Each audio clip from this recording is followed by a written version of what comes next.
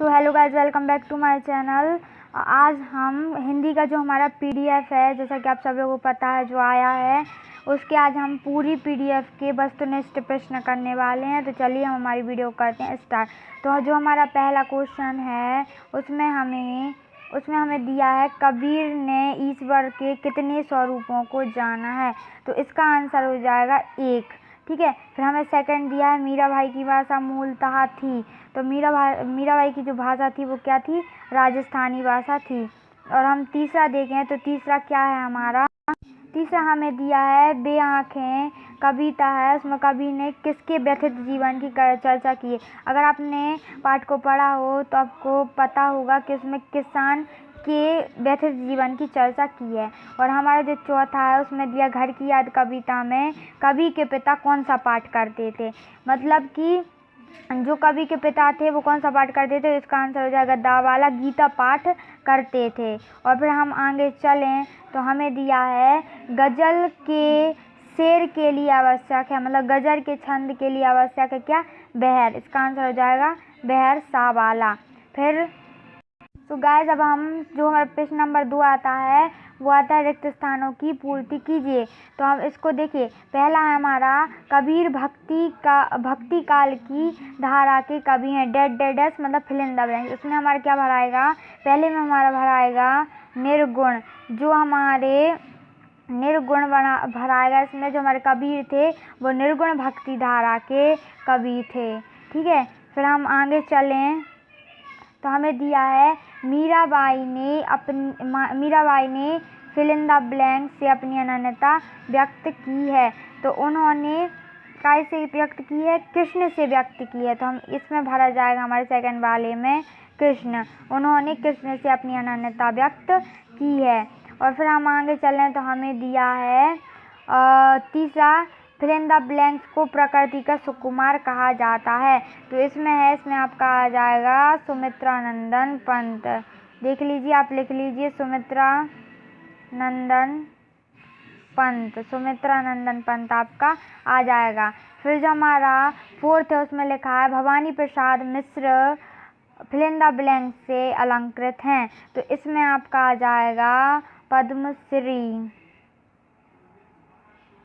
पद्मश्री से अलंकृत हैं। और फिर पांचवा देखें तो पांचवे में लिखा है, कवि दुष्यंत वृक्ष के साए में फिल इन द ब्लैंक्स लगने की बात कही है। मतलब उन्होंने वृक्ष के साए में क्या लगने की बात कही है? तो उन्होंने वृक्ष के साए में धूप लगने की बात कही है। फिर हम छठवा देखें तो छठवें में लिखा है, आओ मिलकर बचाएं कविता में बच्चों के लिए क्या बचाने, फिल इन द ब्लैंक्स बचाने को कहा है। तो इसमें आपका आ जाएगा मैदान बचाने के लिए कहा गया है। ठीक है। फिर हम चलिए आगे चलते हैं। आगे हमें दिया प्रश्न 3 में सत्य और असत्य लिखना है। पहला है, कबीर ने बाह्य आडंबरों पर करारा प्रहार किया है। तो ये हो जाएगा हमारा सत्य। फिर हमारा सेकंड है, मीरा के गुरु नरसी थे। ये हो जाएगा हमारा असत्य। फिर किसान के पास उजरी नामक एक गाय थी। यहाँ ये सत्य हो जाएगा। फिर कमीज ना होने पर लोग अपने पैरों से अपना पेट ढक लेते हैं। ये भी सत्य है। फिर निर्मला पुतुल का आरंभिक जीवन बहुत संघर्ष में रहा। ये भी सत्य है। मतलब केवल दूसरा असत्य है, बाकी सब सत्य हैं। चलिए फिर मैचअप देखते हैं। मैचअप है हमारी पहली है, कबीर के पदों में रस। तो इसका हो जाएगा शांत रस। कबीर के पदों में कौन सा रस है? शांत रस। फिर सेकंड, कुलनासी। इसका हो जाएगा कुलनासी का हो जाएगा ये दा वाला, कुल का नाश करने वाली। फिर बरदो मतलब होता है बैलों की जोड़ी। ये गांव वगैरह में ये बैलों की जोड़ी कहा जाता है। गजल धूप के साए में, ये किसने लिखा है? इसके जो रचयिता हैं वो है दुष्यंत कुमार। और आओ मिलकर बचाएं के रचयिता है निर्मला पुतुल। तो गाइस ये हो गए। अब एक शब्द में चलते हैं। एक शब्द में हमें पहला दिया, कबीर ने पुस्तकीय ज्ञान की अपेक्षा किस ज्ञान को प्रमुखता दी है। उन्होंने ज्ञान का नाम पूछा है, तो उस ज्ञान का नाम है व्यवहारिक। ये आप लिख लें, मैं लिख के बता रही हूँ, व्यवहारिक ज्ञान। व्यवहारिक ज्ञान को क्या दी है, प्रमुखता दी है। अब विष का प्याला किसने भेजा था, आप सभी को पता है। विष का प्याला किसने भेजा था, राणा ने भेजा था। ठीक है, तो आपको राणा ने लिख लेना। फिर हमें दिया है तीसरा में, सुमित्रा नंदन पंत किस युग के कवि हैं, तो ये हमें लिखना है। तो ये किस युग के कवि हैं, छायावादी। तो हम लिख देंगे छायावादी युग। ठीक है, ये इसका आंसर हो जाएगा। फिर आगे चलें तो हमें चौथा दिया है, चिरांगा किसका प्रतीक है, तो इसमें हमें लिखना है अत्यधिक सुख सुविधाओं। तो आप ऐसे लिख लेना, अत्यधिक सुख सुविधा, अत्यधिक सुख सुविधा। ठीक है, फिर आगे चलें तो पांचवा, आदिवासियों में क्या पीने की बुरी लत बढ़ती जा रही है, तो वो कुछ नहीं, आपको लिखना है शराब पीने की लत बढ़ती जा रही है।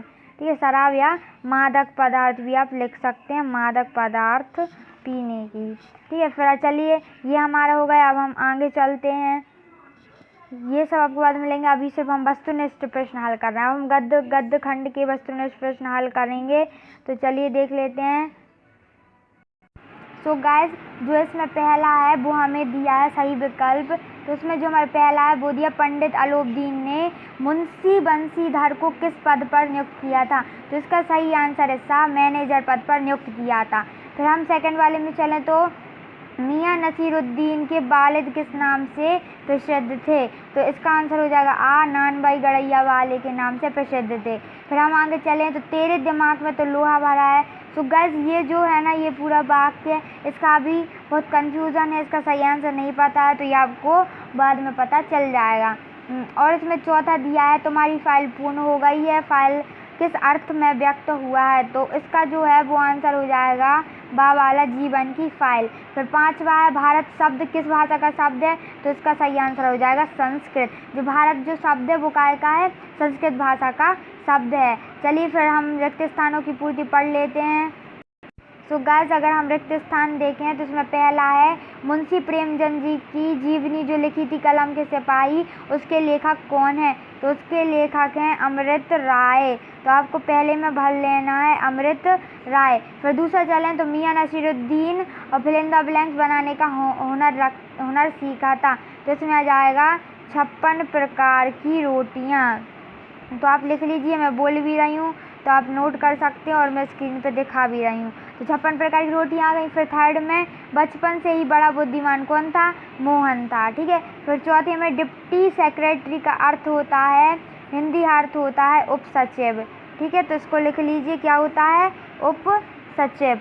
और फिर हम पांचवा चलें तो पांचवे में लिखा है हमारा, नेहरू जी जलसों में फिल इन द ब्लैंक्स की चर्चा करते थे, तो सीधी बात है, इनका तो नाम है, तो ये भारत की चर्चा करते होंगे, तो भारत इसमें भरा जाएगा।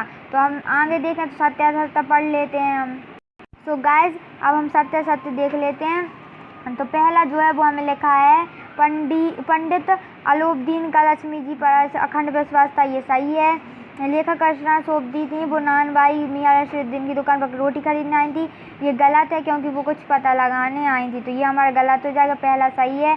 और तीसरा, धनराम बचपन से ही बड़ा बुद्धिमान था, ये गलत हो जाएगा। स्पीति में बारिश पाठ एक संस्मरण है, ये भी गलत हो जाएगा। फिर पांचवा, पेड़ की बजाय आदमी को काटने की सलाह सरकारी संवेदनशीलता है, तो ये सत्य हो जाएगा। चलिए फिर मैच अब देख लेते हैं। तो पहला है मासिक वेतन, मासिक वेतन है उसको हम मिला देंगे पूर्णमासी के चांद से, और रुमाली है उसको हम मिला देंगे रोटी का एक रूप से। रुद्री पाठ है उसको हम मिला देंगे शंकर की एक आराधनी से। फिर अर्जेंद्र है उसको हम मिला देंगे अत्यावश्यक से, अत्यावश्यक GSA वाला। फिर मेरी कहानी एक और बस जवाहरलाल नेहरू, बस ये हमारे हो गए। अब चलिए हमारे क्या एक वाक्य में उत्तर रहेगा यहाँ पे, तो एक शब्द में हम उत्तर और देख ले रहे हैं। तो गाइस, इसमें जो हमारा पहला है वो दिया, नौकरी के ओहदे पर ध्यान मत देना, ये पीर की मजार है। यह बात किसने किससे कही, तो गाइस ये बात कही थी, बूढ़े से कही थी। ठीक है, इसलिए पहले में जाएगा बूढ़े से। फिर अपन सेकंड में चलें तो मियां नसीरुद्दीन अखबार बनाने वाले और अखबार पढ़ने वाले को क्या समझते हैं, तो यहाँ पे लिखना है आपको निठल्ला, अच्छे से लिख दे रहा है, क्या लिखना है आपको, निठल्ला समझते थे। ठीक है, आगे लिख देना समझते थे। फिर अपन तीसरा चलें तो तीसरा, स्पीति किस जिले की तहसील है? तो इसमें आपको लिखना है लाहुल, लाहुल जिले की तहसील है। फिर चौथे में क्या लिखना है? चौथा हमारे पास क्या है? जामुन के पेड़ के नीचे दबे आदमी ने किसका खैर सुनाया था? तो इसमें आपको भरना है गालिक का, गालिक का। फिर 5 बार चले तो नेहरू जी का स्वागत जनता कैसे करती थी? तो नेहरू जी का स्वागत जनता भारत माता के नारे लगाकर करती थी। आपको लिखना है भारत माता के नारे लगाकर, लगाकर आप लिख लेना, ठीक है। फिर चलिए हम आगे चलते हैं। तो गाइस अब हम आ चुके हैं बितान पर और अब हम इसके वस्तुनिष्ठ प्रश्न हल करने वाले हैं। तो हमें पहले में लिखा है लता मंगेशकर के पहले चित्रपट संगीत के क्षेत्र में इस प्रसिद्ध गायिका का बोलबाला था। तो इसमें आएगा आपका शाहवाला नूरजहां। फिर हमें दिया है निम्नलिखित में से लता मंगेशकर को किस उपनाम से नहीं पुकारा जा सकता, नहीं पुकारा जा सकता? तो इसमें आ जाएगा गजगामिनी। फिर आगे चलें तो हमें दिया है कुई की खुदाई किस औजार से की जाती है? तो इसमें आएगा बसौली। फिर नवाब चलें तो कलाओं के लिए स्वर्ग युग कहा जाता है, तो ये कहा जाता है गुप्त साम्राज्य को, तो इसका जाएगा गुप्त साम्राज्य। फिर आगे चलें तो guys fill in the blanks हैं।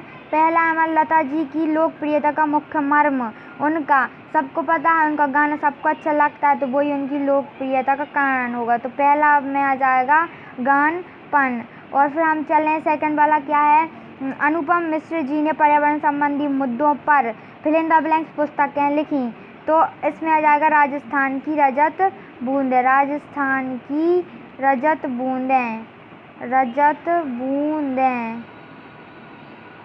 फिर हम चलें 9 पे तो मरुभूमि में रेत की सतह के नीचे कौन सी फिल इन द ब्लैंक्स पत्थर की एक पट्टी चलती है? तो यहाँ पे आपको मैं बता दूँ चौड़ी खड़िया पट्टी चलती है, तो इसमें क्या लिखना है आपको? चौड़ी खड़िया पट्टी, ठीक है, आपको ये लिख लेना है। सो गाइस अगर आपने अभी तक लाइक नहीं किया तो इस वीडियो को लाइक ज़रूर कर देना। एंड हमारा 10वां है भारतीय संगीत में मुख्य वाद्य रहा है, तो वो क्या रहा है? वीणा रहा है, तो इसमें आपको वीणा भर लेना है। चलिए हम आगे चलते हैं सत्य असत्य पर।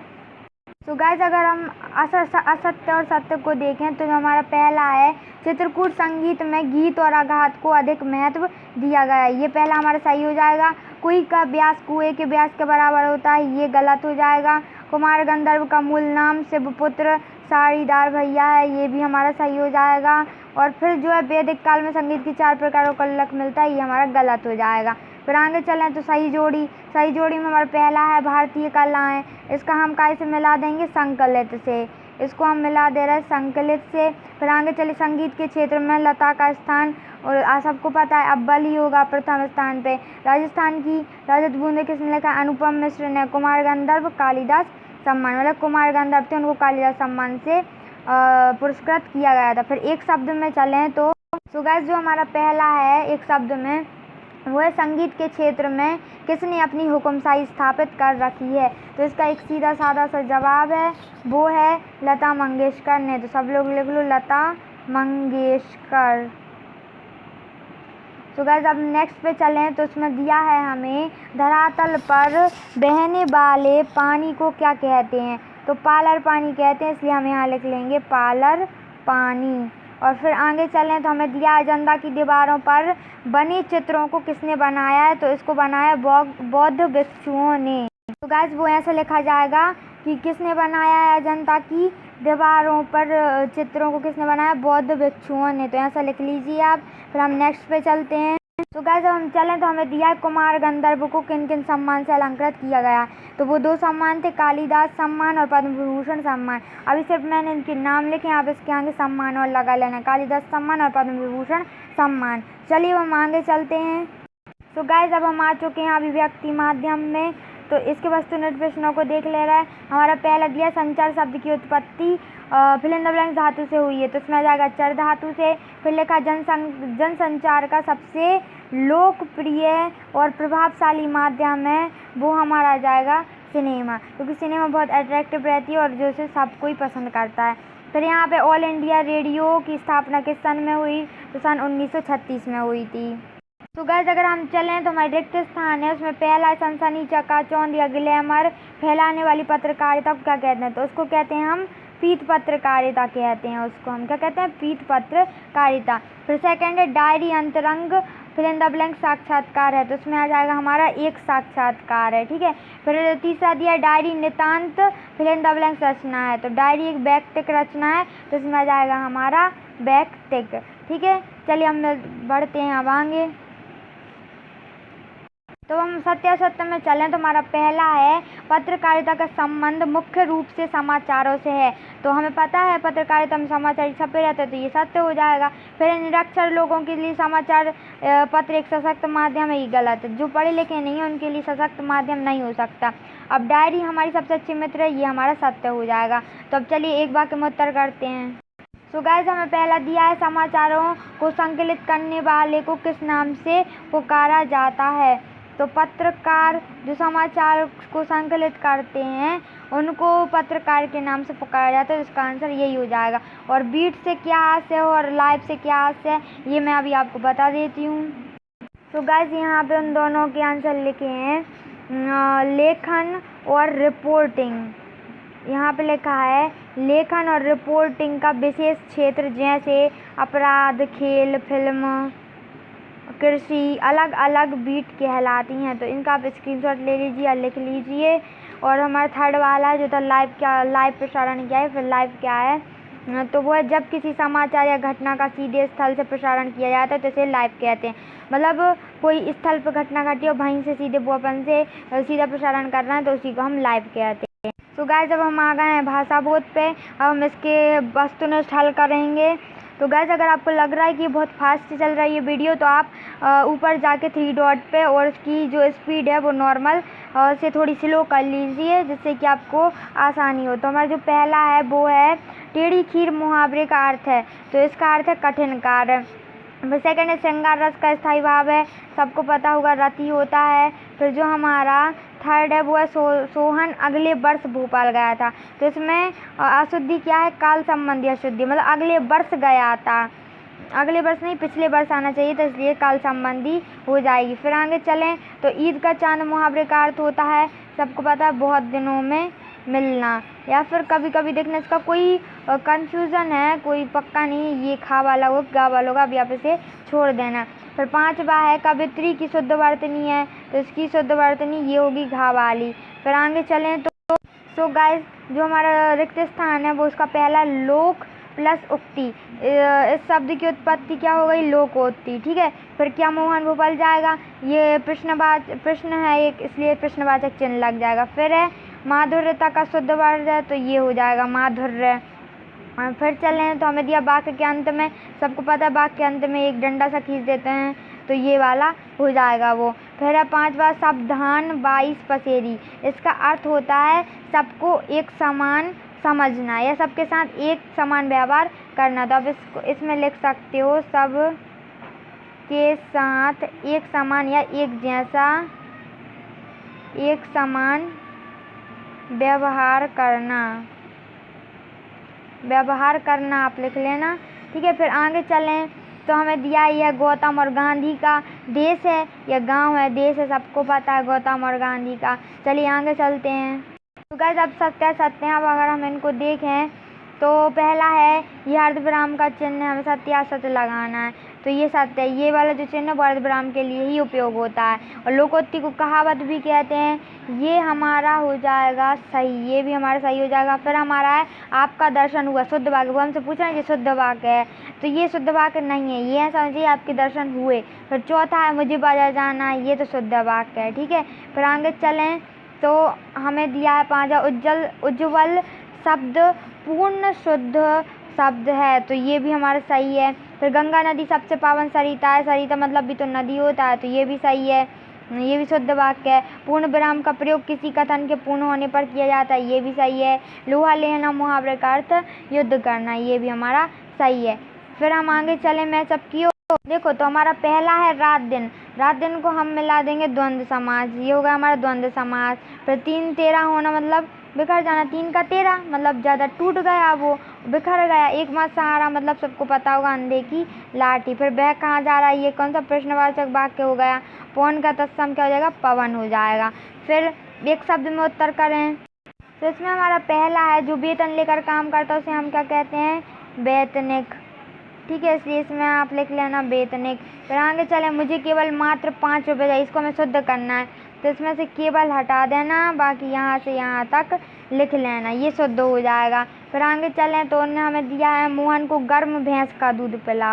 ये गलत नहीं लग रहा, मोहन को भैंस का गर्म दूध पिला, तो मोहन को फिर भैंस का आएगा, फिर उसके बाद गर्म आएगा, फिर दूध पिलाओ आएगा। ठीक है, ये सही कर लेना। फिर आगे चलें तो हमें दिया जो कम बोलता है उसे हम कहते हैं मितभापी। क्या कहते हैं हम, मितभापी। और फिर आगे चलें तो परिश्रम करने वाला सबको पता है, जो परिश्रम करता है वो क्या कहलाता है, परिश्रमी, परिश्रमी या मेहनती। ठीक है, फिर हम छठवा चला व्यवसाय से संबंधित शब्दांश, तो व्यवसाय से संबंधित हो जाएगा काम धंधा, क्योंकि इसको अगर हम एक शब्द में लिखें तो यही होगा। फिर जिसे क्षमा ना किया जा सके उसे हम क्या कहेंगे, अक्षम्य, मतलब हम जिसे क्षमा नहीं कर सकते। जो समाज का सेवा करता हो, 8वां है, उसे हम कहेंगे समाज सेवी, समाज सेवी, जो समाज की सेवा करता हो। तो गाइस अब हम पहुंच गए हैं काव्य बोध पे, चलिए हम इसे कर लेते हैं क्वेश्चन। तो हमें पहला दिया रसात्मक वाक्य काव्यम की परिभाषा किसने दी है, मतलब ये जो परिभाषा है वो हमें किसने दिया, आचार्य विश्वनाथ ने। फिर सेकंड है महाकाव्य में होता है जीवन का बृहद चित्रण। फिर तीसरा देखें तो इनमें से कौन सा काव्य महाकाव्य है, तो देखिए रामचरितमानस और प्रियव्रत दोनों ही महाकाव्य हैं, लेकिन आप रामचरितमानस को टिक कर सकते हैं क्योंकि ये ज़्यादातर यूज होता है। और फिर श्रृंगार रस का स्थायी भाव है, सबको पता है रति है। फिर हमें 5वें में दिया है वीर भयानक और रौद्र रसों में प्रधानता होती है, कौन से, ओज गुण की होती है। ये क्योंकि जब भी ये तीनों में से कोई सी भी रस की हमारे अंदर आता है तो सबसे पहले हमारे अंदर उत्साह आता है। ठीक है, फिर है निम्नलिखित में कौन सा प्रबंध काव्य नहीं है, तो सूरसागर नहीं है प्रबंध काव्य। फिर महाकाव्य में कम से कम कितने सर्ग होने चाहिए, तो 8 होने चाहिए। फिर हम आगे चलें तो रिक्त स्थान आ गए। रिक्त स्थान में जो हमारा पहला है वो दिया माधुर्य गुण में फिलिंद वर्णों की प्रधानता होती है, तो कौन से वर्णों की होती है, कोमल वर्णों की प्रधानता होती है। फिर हमें क्या में दिया है, दूसरा दिया है विरोध ना होते हुए भी जहाँ विरोध का आभास हो वहाँ कौन सा होता है, विरोधाभास अलंकार होता है, विरोधाभास अलंकार, और लिख लेना विरोधाभास अलंकार होता है। फिर दोहा छंद, जो दोहा छंद है वो क्या है, मुक्तक काव्य है, तो इसमें क्या पढ़ा जाएगा, तीसरे में मुक्तक काव्य है। फिर हम चलें तो हमें दिया है चौथा रस के अंग हैं, तो रस के कितने अंग हैं, रस के हैं 4 अंग, तो हम इसमें क्या भर देंगे, 4 भर देंगे। फिर 5वां शांत रस का स्थायी भाव क्या होता है, निर्वेद, तो इसमें निर्वेद भरा जाएगा। फिर काव्य की शोभा बढ़ाने वाले धर्म क्या कहलाते हैं, अलंकार, मतलब जिससे काव्य की शोभा बढ़ती है वो क्या कहलाते हैं, अलंकार। फिर सत्यासत्य में चलें तो हमारा पहला है, तो हमारा पहला दिया खंड काव्य में नवीन का समग्र अंकन होता है, ये गलत है। दूसरा जो है वो हमारा सही है, अरुंधति एक महाकाव्य है। तीसरा आदिकाल में काव्यों की रचना हरिगीत छंद में हुई, ये गलत है। चौथा हमारा सही है और 5वां हमारा गलत है। जो मानव हृदय में स्थायी रहते हैं उन्हें संचार भाव नहीं, जो स्थायी रहते हैं उन्हें क्या कहते हैं, स्थायी भाव कहते हैं, तो ये हमारा हो जाएगा गलत। फिर हम चलें तो चौथा हमें दिया है उपमेय का निषेध कर उसमें उपमान का आरोप किया जाए, वहाँ क्या होता है, अपनुभूति अलंकार होता है। फिर महाकाव्य हो गया हमारा यहाँ रामचरितमानस। रसात्मक वाक्यम काव्यम सबको पता है आचार्य विश्वनाथ ने दी है, जिसका अर्थ चिपका हुआ उसे कहते हैं हम श्लेष अलंकार।